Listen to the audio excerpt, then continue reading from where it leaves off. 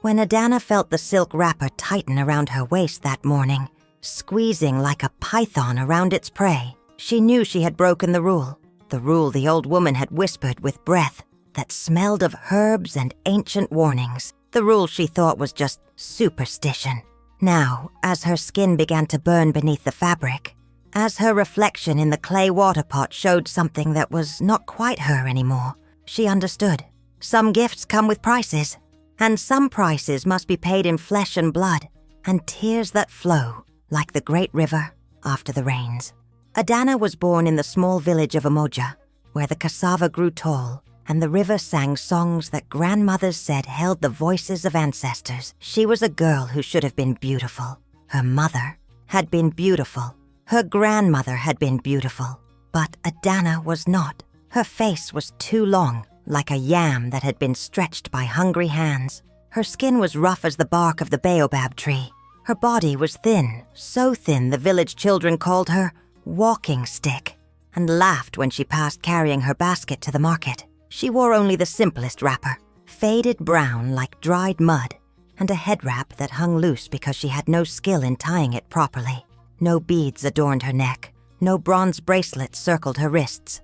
The young men of Umoja looked through her as if she were made of air. At the market, when she tried to sell her mother's palm oil, the traders spoke to her with voices sharp as broken calabash. "Move along, stick girl," they would say. "You're blocking the view of real women." Her mother wept at night, the sound carrying through the thin walls of their mud hut. "What did I do wrong?" she would ask the darkness. "Why did the spirits give me a daughter no man will want?" Adana heard every word, every sob, every prayer that went unanswered. The village elders shook their heads when they saw her. "That one will die alone," they said, drinking their palm wine under the great tree. No dowry, no matter how large, could convince a man to take her.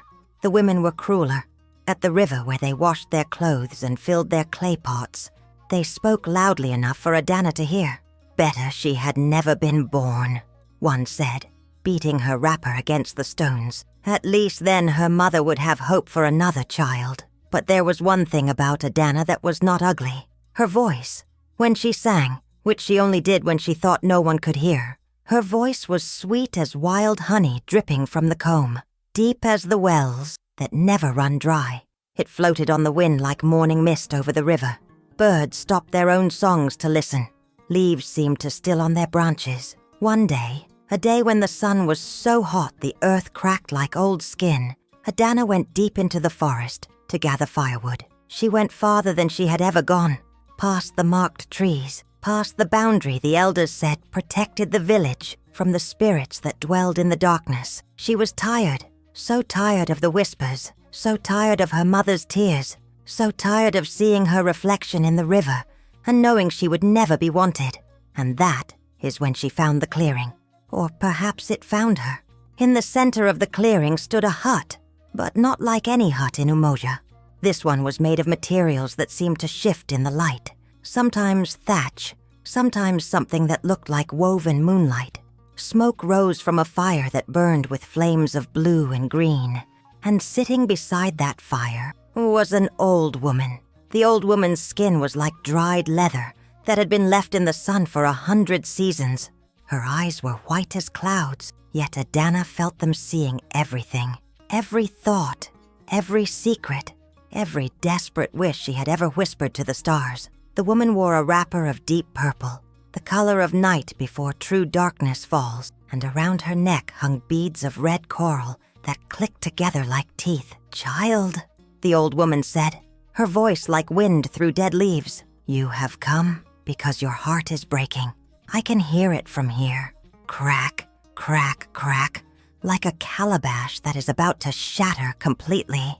Adana wanted to run. Her legs trembled like new leaves in a storm, but her feet would not move. "I did not mean to disturb you, grandmother," she whispered. "Grandmother," the old woman laughed, and the sound made the fire dance higher. "I am older than your grandmother's grandmother's grandmother. I was here when this forest was just seeds in the ground. I was here when the first people of Umoja drew water from the river that had no name." She stood, and despite her ancient appearance, she moved like smoke. You came because you want what every woman wants. To be seen, to be desired, to have men fall at your feet, instead of walking over you like dust on the path. How did you— I know, the old woman interrupted. I always know. She moved to the entrance of her hut and reached inside. When her hand emerged, she held something that made Adana gasp. A wrapper. But not just any wrapper. This one was made of fabric so fine, it seemed to be woven from spider silk and starlight. It was red, the red of fresh blood, the red of ripe palm oil, the red of a sunset that promises storm. And sewn into the fabric were patterns that seemed to move on their own, swirling like water, like smoke, like living things. This, the old woman said, will give you everything you desire. Wear it, and you will become beautiful, more beautiful than any woman in Umoja, more beautiful than any woman in any village for 100 miles. Men will fight for your smile. Women will weep with envy. Your mother will finally know pride instead of shame. Adana's hands shook as she reached for the wrapper. It felt warm to the touch, alive, like it had its own heartbeat. What is the price? She asked, because she had heard the stories. Magic always had a price. The old woman's smile showed teeth too white, too sharp. There is one rule, only one, simple as breathing. You must never remove this wrapper at night. From the time the sun touches the horizon until the first light of dawn breaks the darkness, this wrapper must stay on your body. Never take it off. Never. Do you understand? Never take it off at night. Adana repeated, her voice barely a whisper. Never, the old woman said again, leaning close. Her breath smelled of herbs and earth and something else, something ancient and dangerous. If you do, if you remove it even for a moment while the moon watches, the beauty will not just leave you. It will take something more, something you cannot name until it is gone. Adana looked at the wrapper in her hands. She thought of her mother's tears. She thought of the young men who looked through her. She thought of dying alone in a hut with no children to mourn her. I understand, she said. I will never remove it at night. Good, the old woman whispered. Now go, wear it. Live the life you have always dreamed. But remember, the night is long and memory is short. Adana put on the wrapper right there in the clearing. The moment the fabric touched her skin, she felt it. A warmth that spread through her body like palm wine warming the belly. A tingling that started at her toes and rushed upward like flames climbing dry grass.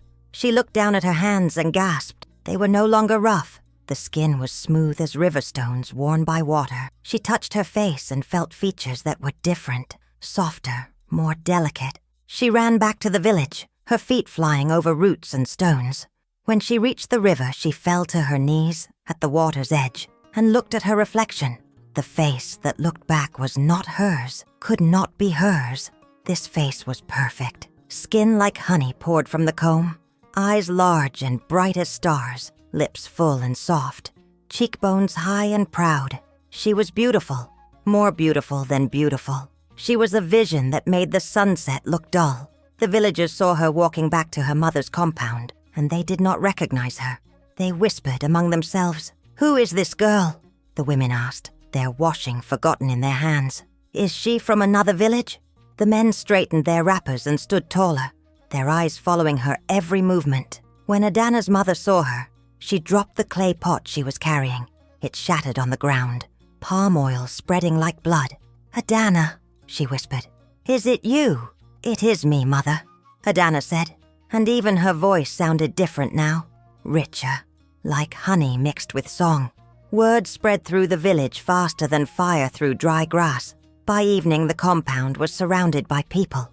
Women brought her gifts, baskets of yam, gourds of palm wine, beads that had been in their families for generations. "Forgive us," they said, not meeting her eyes. "Forgive our words. We did not see your true beauty before." The men came too, the same men who had called her stick girl, the same men who had laughed when she passed, the same men who swore they would rather marry a goat than look at her twice. Now they knelt at the entrance to her compound, their wrappers stained with dust from the ground. "Marry me," they begged. "I will give your mother 10 cows, 20. I will build you a house of stone. I will make you the envy of every woman from here to the Great Lake." But Adana remembered their cruelty. She turned them all away. 3 moons passed. Adana's beauty grew with each sunrise. She wore the red wrapper every day, and true to her word, she never removed it at night. She slept in it, bathed in the river at dawn, when the sun was already above the trees, changed into it before the first shadow lengthened. The rule was simple. She would not break it. Suitors came from other villages now. Rich traders with bronze bracelets stacked on their arms. The sons of chiefs with wrappers of the finest cloth. They brought calabashes filled with cowrie shells, goats that had been fattened for months. Promises of land and servants and lives of ease. Adana's mother could barely believe what was happening. Her daughter, the daughter she had wept over, was now the most desired woman in the region. But there was one man who made Adana's heart beat differently. His name was Cheek. He was a fisherman from a village down the river, a man with strong arms from pulling nets, and a smile that was warm as the sun on morning water. When he came to see Adana, he did not bring extravagant gifts. He brought only a string of beads he had carved himself and words that were simple and true. "I do not care about your beauty," Chika said, standing before her in the compound. His wrapper was simple, woven from raffia. "Beauty fades like flowers in the dry season. I care about the kindness I see in your eyes, the way you speak gently to your mother, the way you gave bread to the beggar child. Yesterday when you thought no one was watching. That is what I want. That is what I need." And Adana, who had received 1,000 compliments about her face, her skin, her form, felt her heart crack open at these words. Because no one, not one person, had looked past the beauty to see her. Not until Chaike. They were married when the rains came. The whole village celebrated. Women danced in their finest wrappers. Men played drums that could be heard across the river. Palm wine flowed like the river itself. Adana's mother wept, but this time with joy. "Thank the spirits," she said to anyone who would listen. "Thank them for this miracle." Cheek built them a house near the river, small but sturdy, with a thatched roof and walls of mud that stayed cool even when the sun was angry. They were happy, so happy that Adana sometimes woke in the night just to make sure it was real, that this man beside her, this good man, was truly hers. But the wrapper was always there, always warm against her skin, always present. She never forgot the rule, never removed it at night. When Chike wanted to touch her skin as they lay together in the darkness, she would turn away. "Not yet," she would whisper. "Not in the night." He did not understand, but he loved her too much to press. "When you are ready," he would say, kissing her forehead through the fabric of her head wrap. "I will wait." The villagers whispered about this. At the market, women leaned close to each other, their voices low. "Why does she always wear that red wrapper?" one asked, sorting through yams. "Even at night, they say. Even when she lies with her husband. There is something unnatural about it," another agreed, shaking her head so her beads clicked. "Beauty that comes so suddenly. Beauty so perfect it makes the eyes hurt to look at it. The spirits do not give such gifts without taking something in return. Mark my words," the eldest said. Her wrapper pulled tight against the evening cool. "That girl has made a bargain she will regret. Magic always has a price. Always." 6 moons into her marriage, Adana's belly began to swell. She was with child. Chike was wild with joy, dancing in the compound, giving thanks to the ancestors. "A son," he proclaimed, though they could not know yet. "Or a daughter as beautiful as her mother. Either way, we are blessed." But as Adana's belly grew, the wrapper became uncomfortable. It pressed against her swelling skin. At night, lying in the darkness with her husband snoring softly beside her, she felt it tightening, squeezing, making it hard to breathe. She would tug at it, loosening it slightly but never removing it. Never. The old woman's words echoed in her mind like drums in the distance. Never take it off at night. Never. The baby came on a night when the moon was full and bright as polished cowrie shells. Adana labored through the evening and into the darkness, her mother and the village midwife beside her. The pain was like nothing she had imagined, like being split in two by an axe, like fire consuming her from the inside out. She screamed until her voice was raw. "The wrapper," the midwife said, her hands red with blood and birth. "We must remove it. It is restricting the baby. The child cannot come while she wears this." "No," Adana gasped between contractions. I cannot remove it. She speaks nonsense," her mother said, wiping Adana's forehead with a cloth soaked in river water. "Remove it. The child's life depends on it." "No," Adana screamed, clutching the wrapper to her body. "You do not understand. I cannot. Not at night. Never at night." But the pain grew worse. The baby was stuck. The midwife's face became grave. "If we do not remove this wrapper now, both mother and child will die. That is certain. The choice is hers." Adana looked at the window. Outside, the moon watched with its white eye. The night was deep and dark. If she removed the wrapper now, what would happen? But if she did not, her baby would die. Her baby, the child that moved inside her, innocent and perfect. Her hands shook as she reached for the knot at her waist. "Forgive me," she whispered to the darkness. "Forgive me." And she pulled the wrapper away. The transformation was immediate, like watching fruit rot in the space of a heartbeat. Adana felt her skin tightening, withering. Her face, the face that had been so perfect, began to crack like dried mud in the sun. Her hair, thick and lustrous moments before, turned brittle as dead grass. She looked down at her hands and saw the rough, damaged skin returning, the ugliness coming back. But worse now, so much worse, because the beauty had been borrowed, and borrowed things must be returned with interest. The midwife gasped and stepped back. Adana's mother covered her mouth, tears streaming down her face, and Adana, feeling her body becoming something monstrous, screamed a scream that made the very walls shake.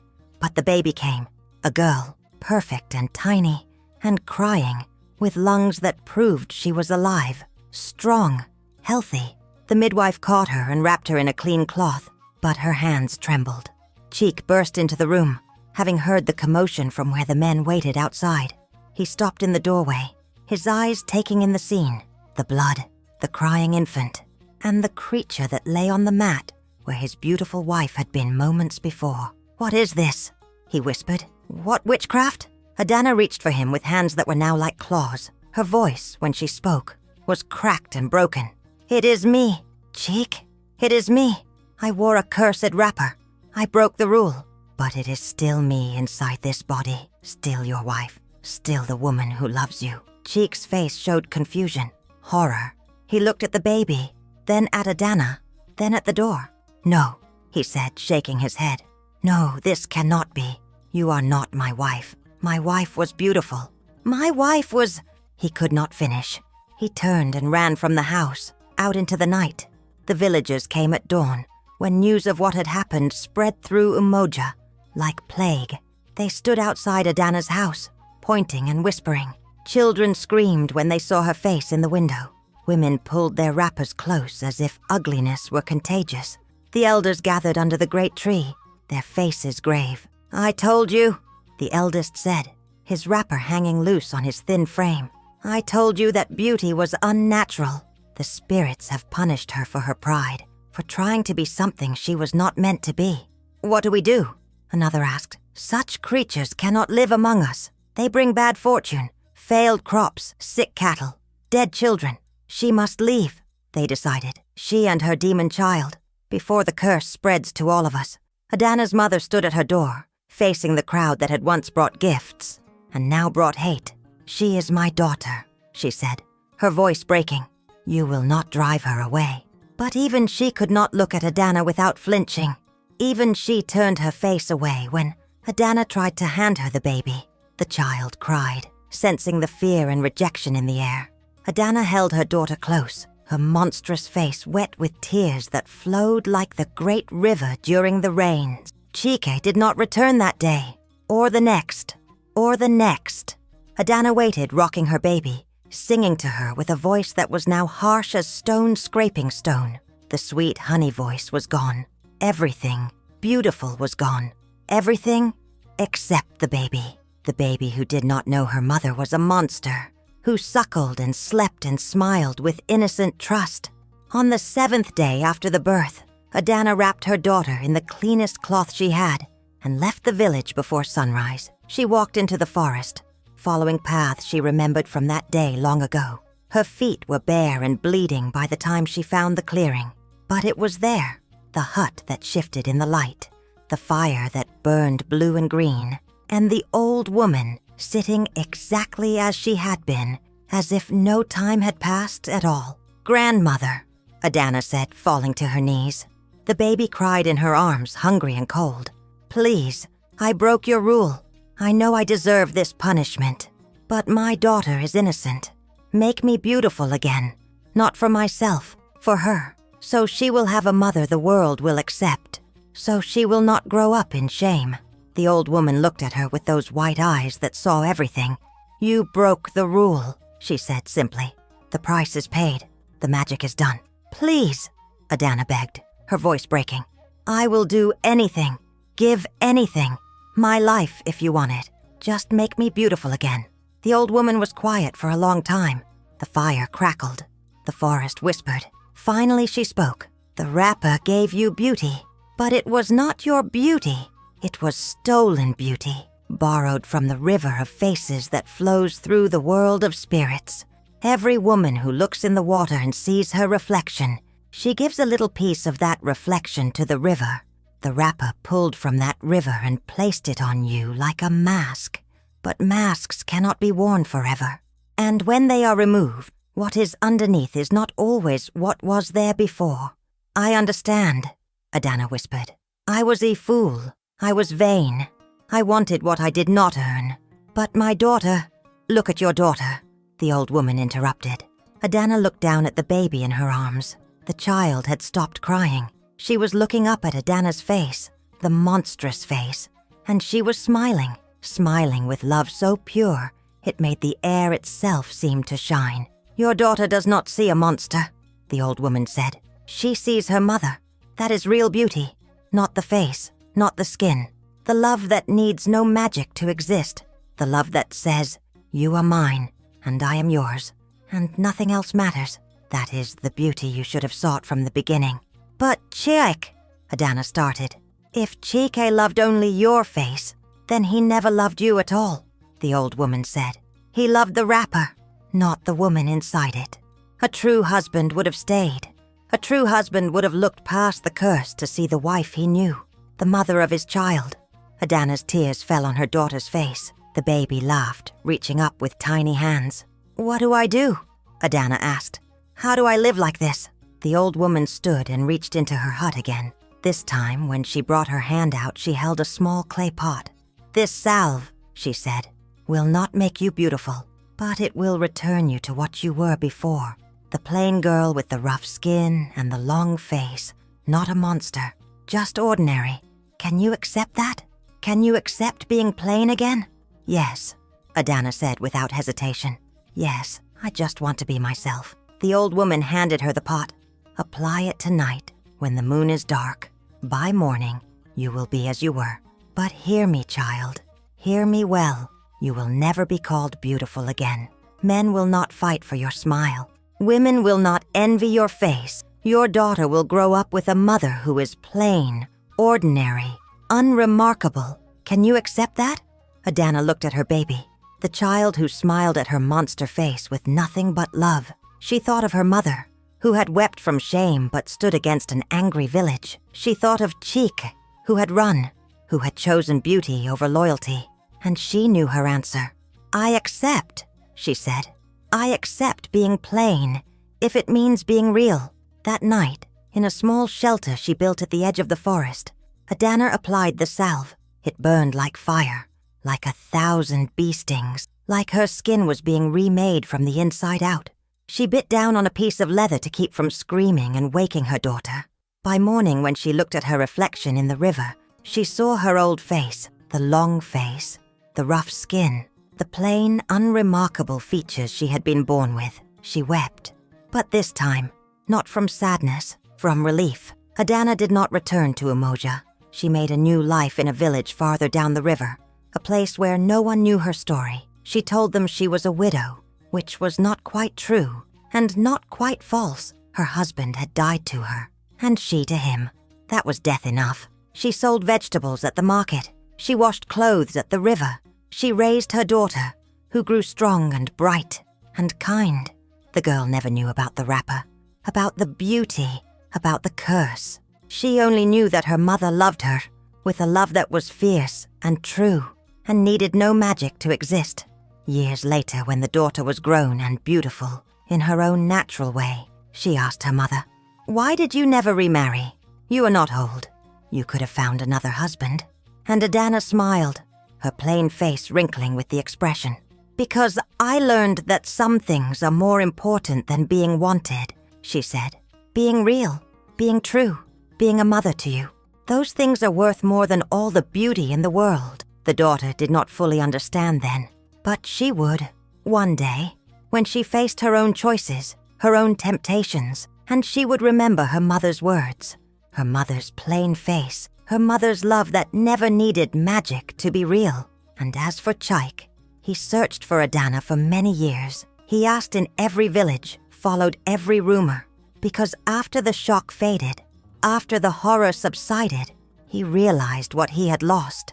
Not a beautiful face, but a woman who had loved him truly, a woman who had given him a daughter, a woman who had broken a curse to save their child's life. But Adana was never found. She had become invisible again, plain, unremarkable, exactly as she wanted to be, and she lived the rest of her days in peace, knowing that the greatest beauty is not the face you show the world, but the love you give freely, expecting nothing in return. The villagers of Umoja never forgot the story.